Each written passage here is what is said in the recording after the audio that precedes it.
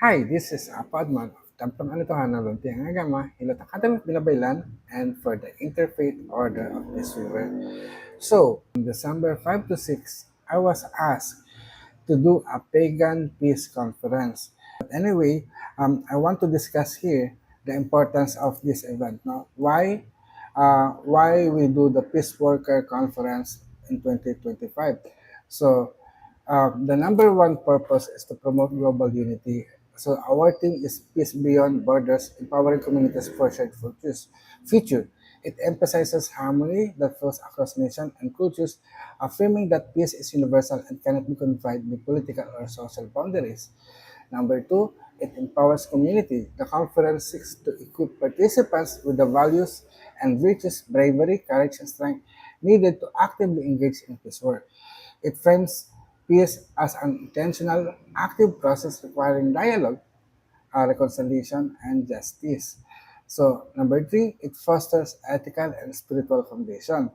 The program integrates prayer, reflection, and metaphors to inspire inner transformation and collective responsibility. It highlights principles like justice, discipline, understanding, knowledge, and love as the foundation for the sustainable peace and community empowerment. Number four, it encourages nonviolence and shared responsibility. This event reinforces the principles of aiming no harm to anyone, aligning with global ethical standards, and breaking cycles of conflict through nonviolent approaches. Number five, inspired through storytelling and ritual. So within the ritual, I have written some metaphors and fables such as the river that flows beyond borders and the lamp that shines when inner barriers are cleared. Illustrates the peace begins within and radiates outward. The closing ritual will be weaving peace beyond borders, symbolizes collective action for harmony.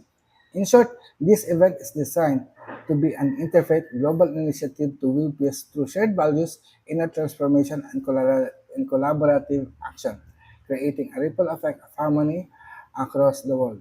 So, this is the goal and the purpose of the event. Pray for peace, pray for love, pray for the nation where you live, and pray for the world.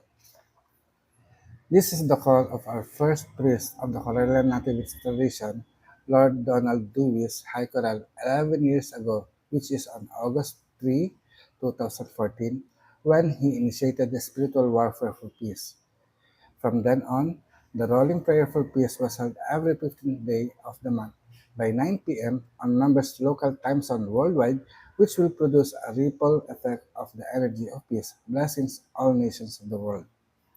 This call for spiritual warfare for peace has strengthened the membership of the Order of Peace River that been founded by Reverend Terry Helton Ott on August 4, 2009, which she have passed to me, the administration on September 16, 2023, that it become the Interfaith Order of Peace Weavers, that it opened our doors wider, not only limited to the members of the Corellian Nativist tradition, Wiccan pagan faith, but also other like-minded individuals coming from all paths who seek to weave peace globally. Peace and blessings to all. I am Reverend Rolando Comon, Chief Priest of Templong Anitohan ng Luntiang Agama and Order Head of the Interfaith Order of Peace River. It is my honor to welcome you to the Peace Worker Conference 2025 held online this December 5 and 6. Thank you for joining us from different corners of the world, whether you are in your home, your place of worship, or your community center. Know that you are part of the global circle of peace workers united by one vision, a world where peace flows beyond border. Before we begin, let us take a moment of silence to center ourselves and invite peace into our hearts. Let us pray. I pray for peace, I pray for love, and I pray for stability. I pray that all the people of the world to embrace peace, peace that promotes justice, justice that follows discipline and orderliness, discipline and orderliness as a result of understanding, understanding as a product of knowledge, and knowledge as a fruit from the seeds of love. O great Supreme Divine Spirit, bless us your children with bravery, courage, and strength, so that we may endure and overcome all forms of evil, hatred, terror, violence, warfare, and wars around the world. by the power of love that gives us life, may peace prevail on earth. May all the inhabitants of Mother Earth enjoy the blessings of love. May all the people around the world be blessed with peace. As we create and manifest this in our lives through our unified will with aiming no harm to anyone, we accept and receive this, and it is so. So mote it be, mayari na, pag-asatin.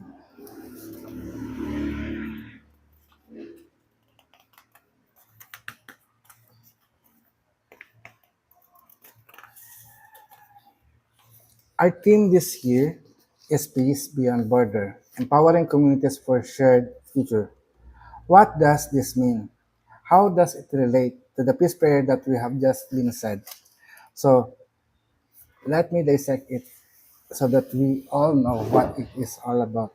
So number one, the core alignment with the theme Peace Beyond Borders, our prayer emphasizes global unity, all the people of the world to embrace peace, which resonates with transcending geographical, cultural, and ideological boundaries. And number two, empowering communities. The prayer calls for bravery, courage, and strength to overcome evil and violence, which reflects empowerment at both individual and collective levels. Now, within this, why do we need bravery, courage, and strength in weaving peace? The reason why is number one, peace is active and not passive. Peace is not simply the absence of conflict, it requires intentional action, dialogue, reconciliation, and justice. These actions often involve confronting difficult truths and breaking cycles of violence which demand courage. Number two, bravery to face opposition. Advocating for peace can be unpopular or even dangerous in context of division or injustice. It takes bravery to stand firm against hostility, prejudice, or systematic violence. Number three, courage to forgive and reconcile. Forgiveness and reconciliation are emotionally challenging. They require courage to let go of resentment and to rebuild trust even when wounds are deep. Number four, strength to preserve. Peace building is a long, often exhausting process. Strength, both spiritual and emotional, is needed to endure setbacks and continue working toward harmony. Number five, peace as a metaphor. The word weaving suggests deliberate, patient, and skillful effort. Just as a thread must be interlaced carefully to create a strong fabric, relationships and communities must be nurtured with resilience and commitment. On a final note, weaving peace is not a passive act, but a deliberate and challenging journey. It calls for bravery to stand against discord, courage to forgive and reconcile, and strength to persevere through trials. Like thread, interlaced to form a resilient fabric, these virtues bind our efforts together, ensuring that peace is not fragile but enduring. So, under the core alignment with our team, its shared future, the vision of peace that promotes justice and knowledge as a fruit from the seed of love, speaks to building sustainable, harmonious future for all. But what kind of justice do we envision as a peace weaver? Our vision of peace is inseparable from justice. True peace is not merely a silence of conflict, but the harmony born from fairness and dignity.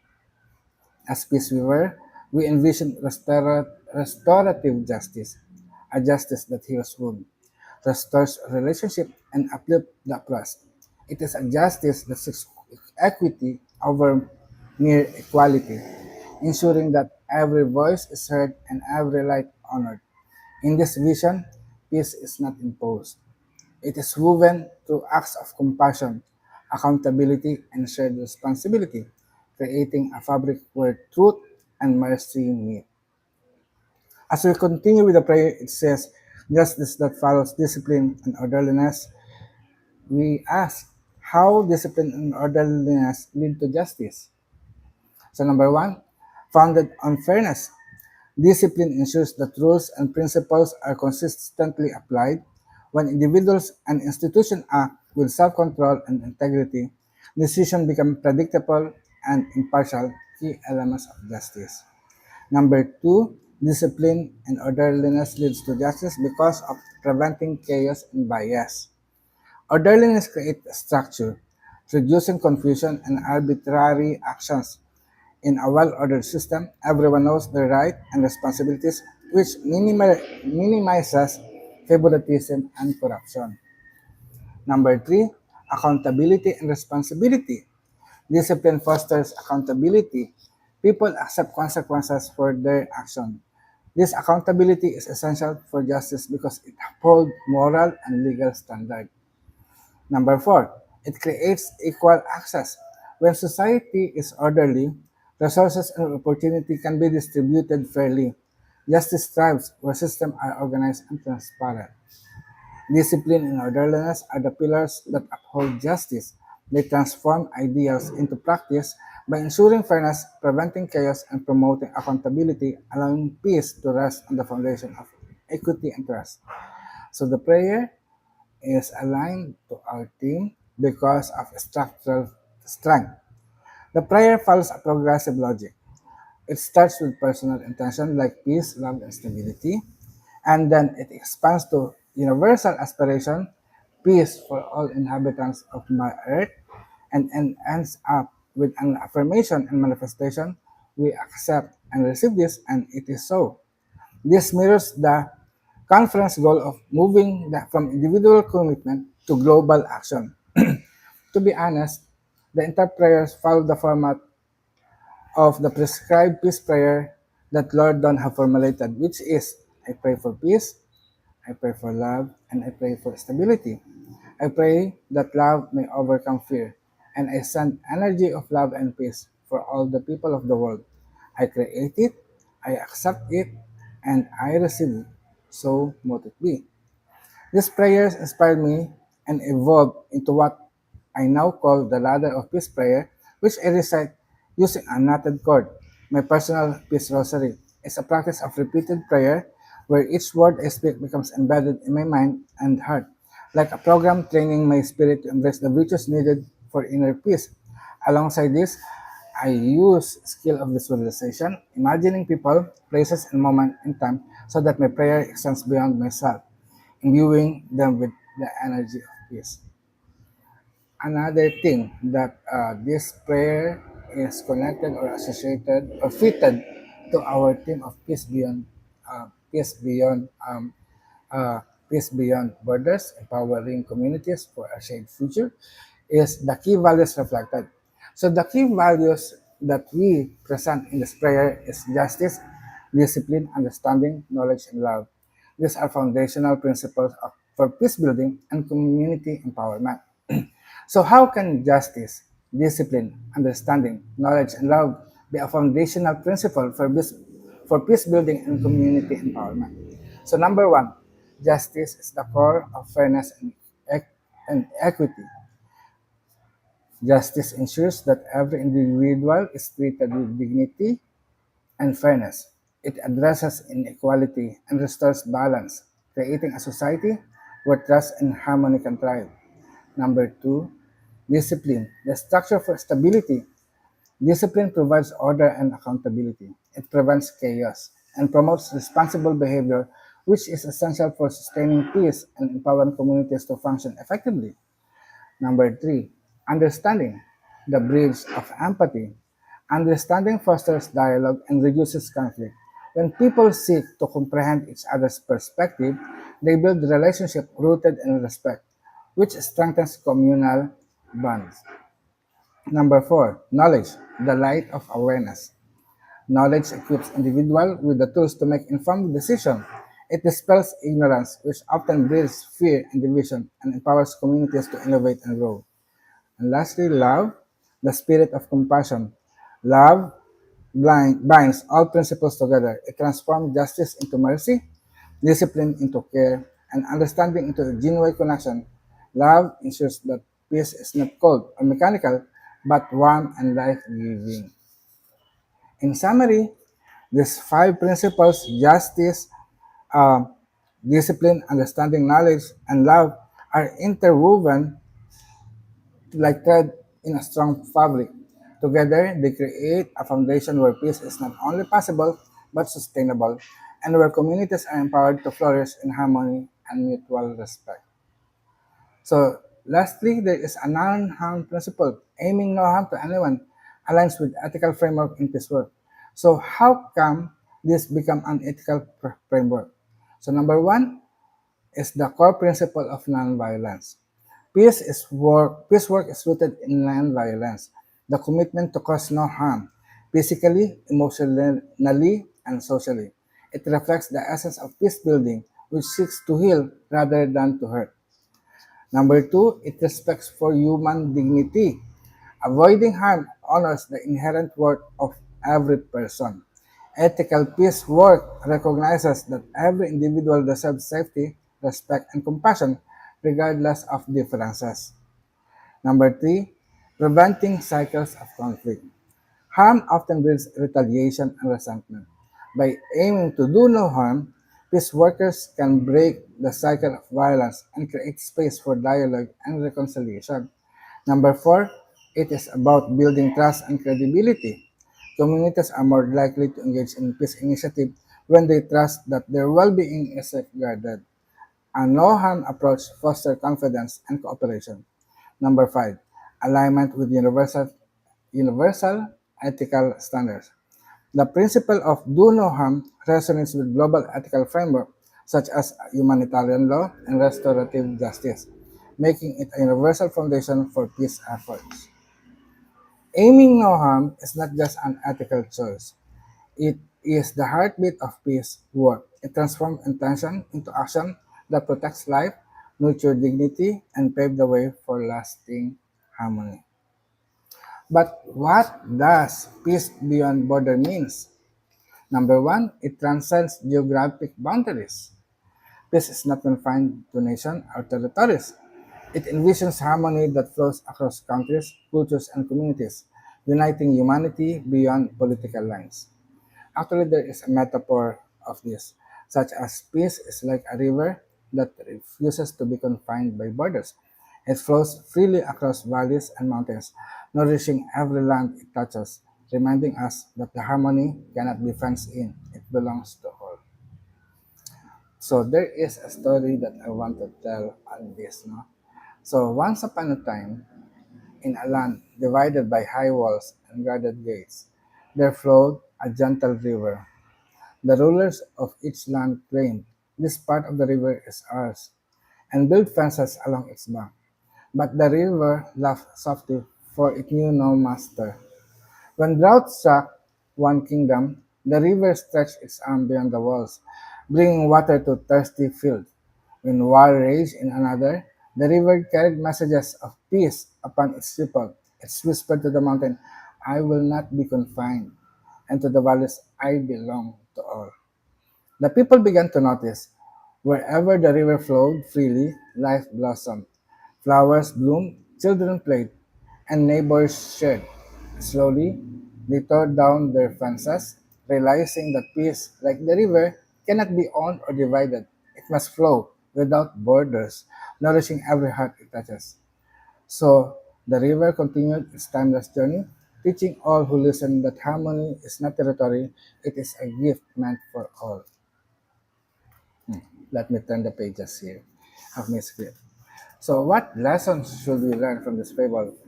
This fable is about the river that knew no master, offers several profound lessons about peace, unity, and shared responsibility.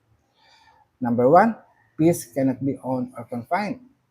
Just as the river flows freely beyond fences, peace is not a possession of any nation, group, or individual. It thrives when it transcends boundaries, geographical, cultural, and ideological.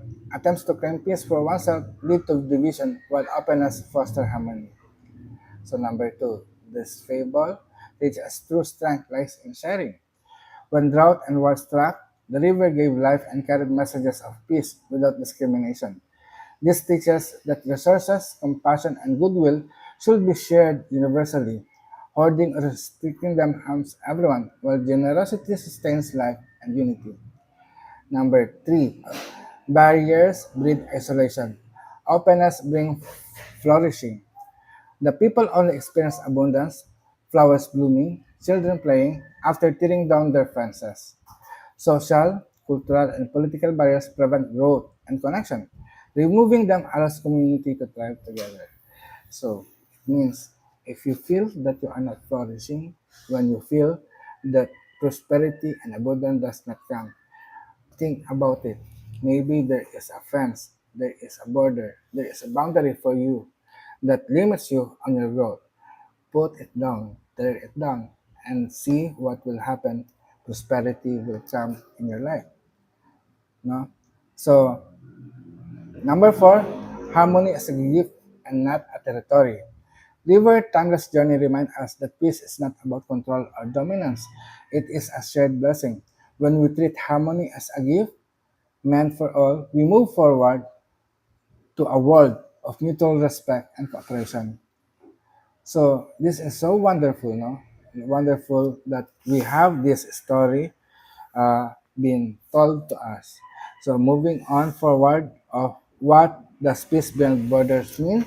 So it means breaking a social and cultural division. Yes, there is a division among us, such as our nationality, our language, our religion, our ideology, and everything. No? Breaking social and cultural division, it calls for dismantling barriers of race, religion, and ideology, fostering mutual respect and understanding among diverse people. So I think this peace worker conference, Peace Beyond Border event, allow us to dismantle our misunderstanding, our differences. No? So there is a metaphor here. Breaking social and cultural division is like removing stones from a riverbed. Each stone represents a barrier, prejudice, fear, misunderstanding that slows the flow of connection. When the stones are lifted, the river runs freely, carrying life-giving water to everyone, every shore, uniting lands that once stood apart. So, listen for another story that I will tell. It is about the river with many stones. It says, long time ago, there was a river that wished to unite with two great valleys. But its water were slowed by heavy stones scattered along its bed. These stones were not ordinary. They were born from the hearts of the people. One was called prejudice, another fear, and another misunderstanding. Each stone whispered, "Stay apart, do not cross." The river tried to flow, but the stones made its journey harsh and broken. The valley remained divided, their people thirsty for connection. One day, a child from each valley came to the river edge. They saw the stone and began lifting them one by one. With every stone removed, the river sang louder and flowed freer. Soon its water danced across both valleys, bringing life to fields and joy to hearts. The people realized that the stones were never stronger than their will to remove them, and so they worked together, casting away prejudices, fear, and misunderstanding, until the river ran clear and strong, weaving the valleys into one. From that day on, the river taught them peace flow when barriers are lifted, and harmony belongs to all who dare to clear the way.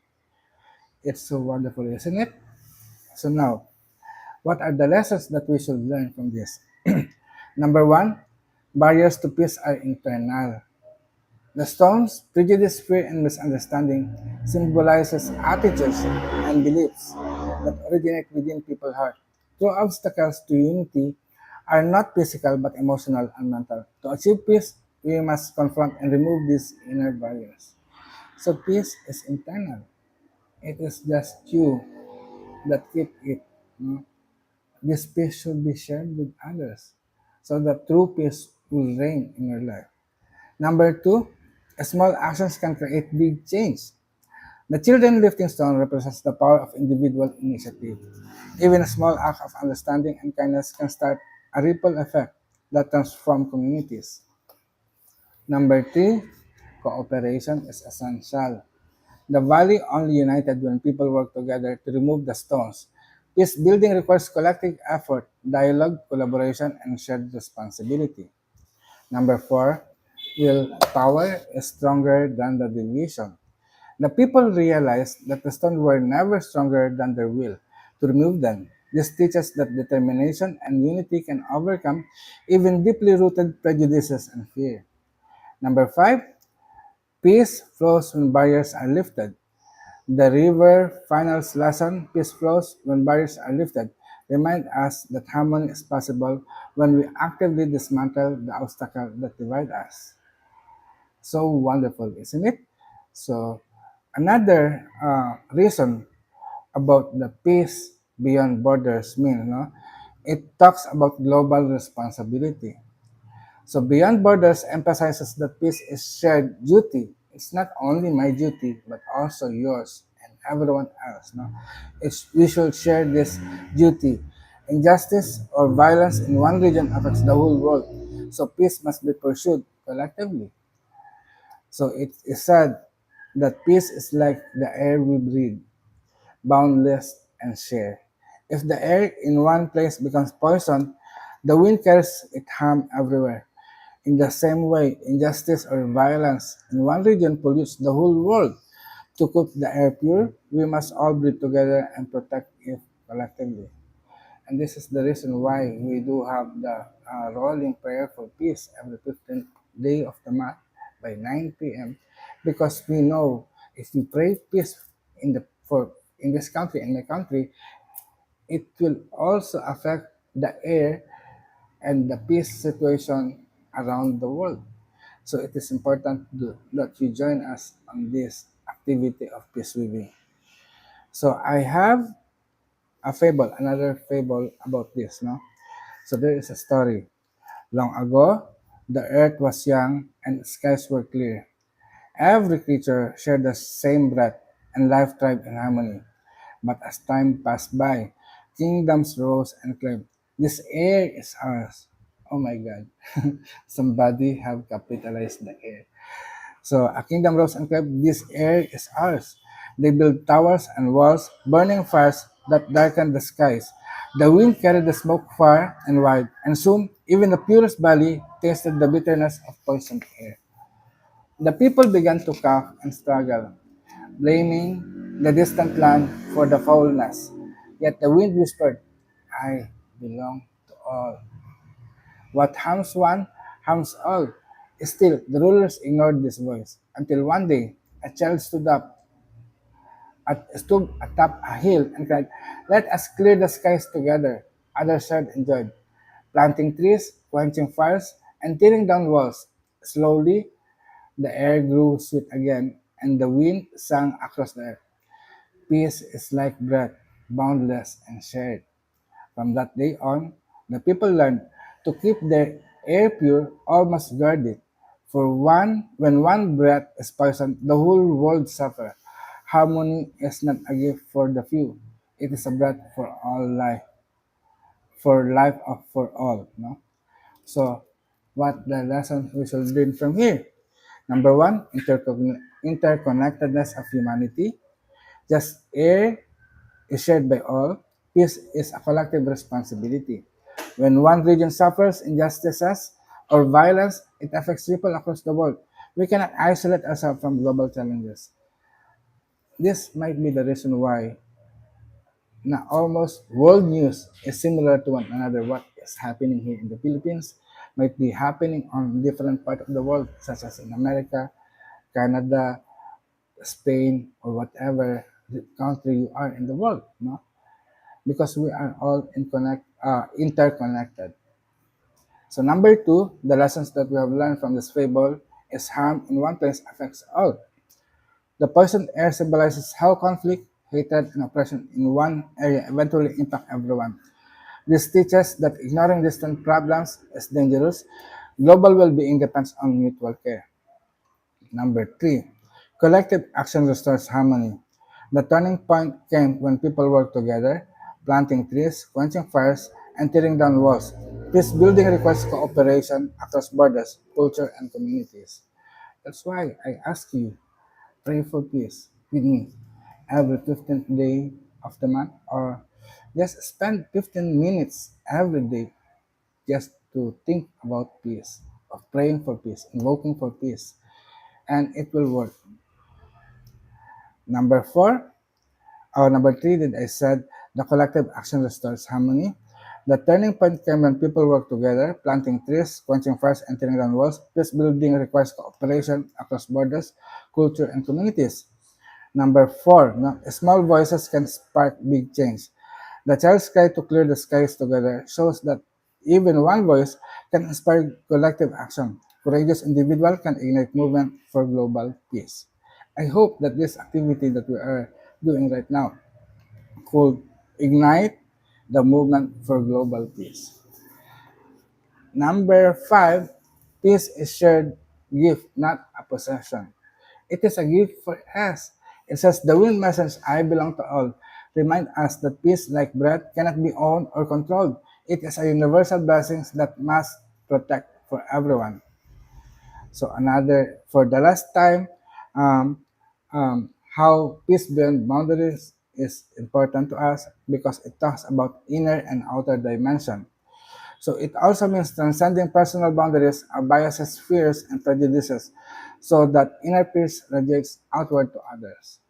So the metaphor for our topic now is inner peace is like a lamp in a dark room.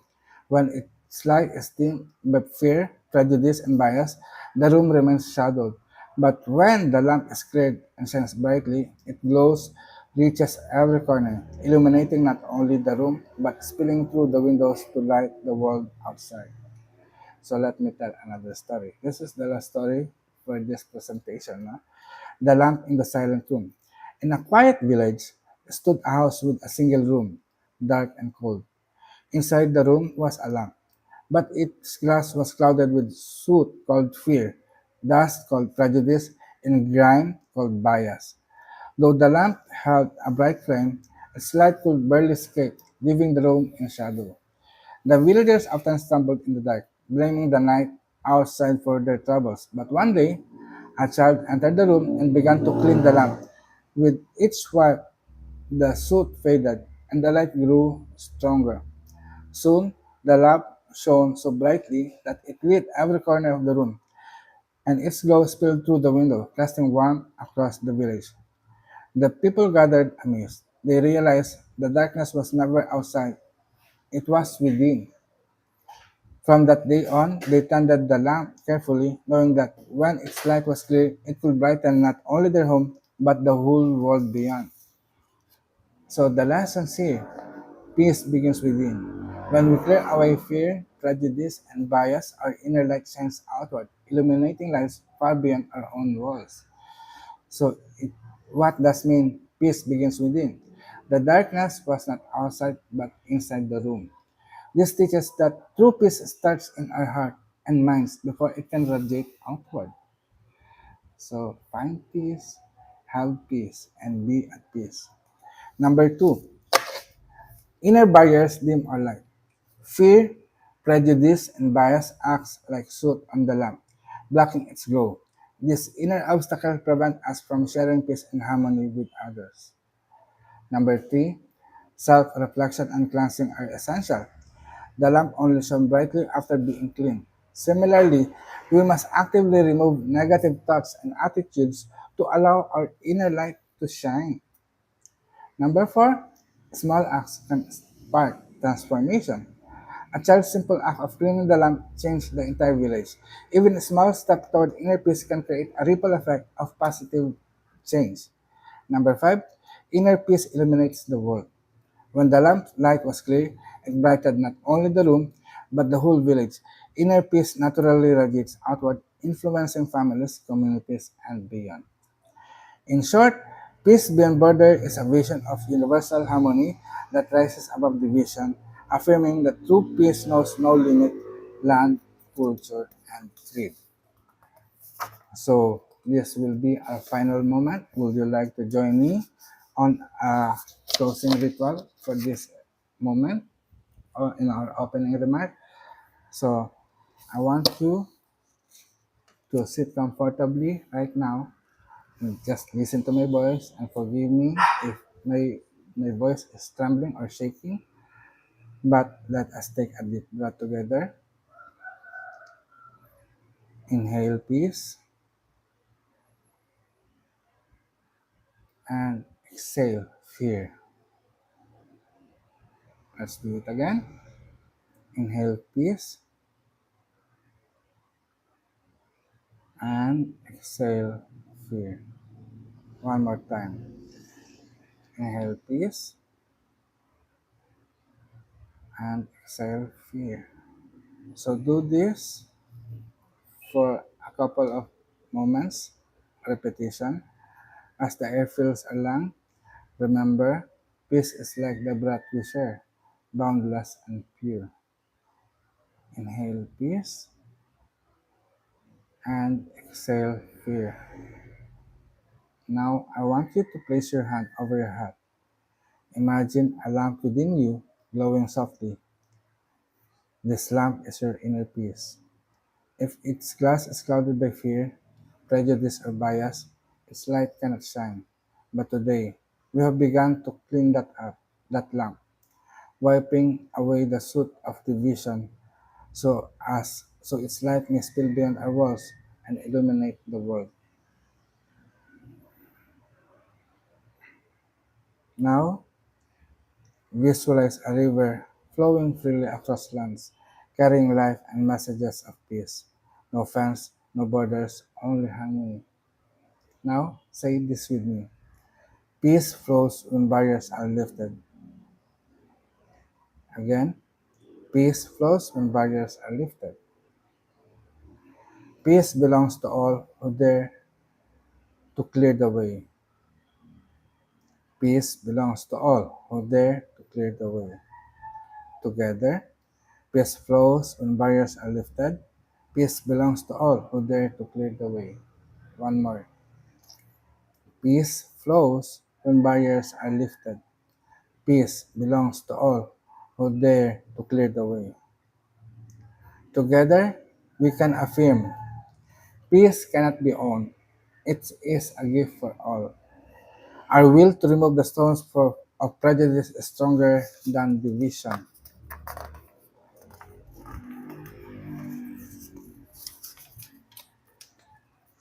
So when one breath is poisoned, the whole world suffers.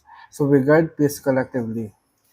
Inner peace radiates outward, lighting homes, communities, and nations.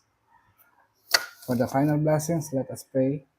O great Spirit of life, bless us with courage to clear the sky, strength to lift the stone, and love to keep the lamp shining bright. May peace flows like the river, may justice rise like mountains, and may harmony be the breath of all creations. So mote it be, mayari na, pag-asatin. So this is all. Thank you very much. Again, this is Apo Adman or Reverend Rolando Comon of Templong Anitohan ng Luntiang Agama in the Philippines.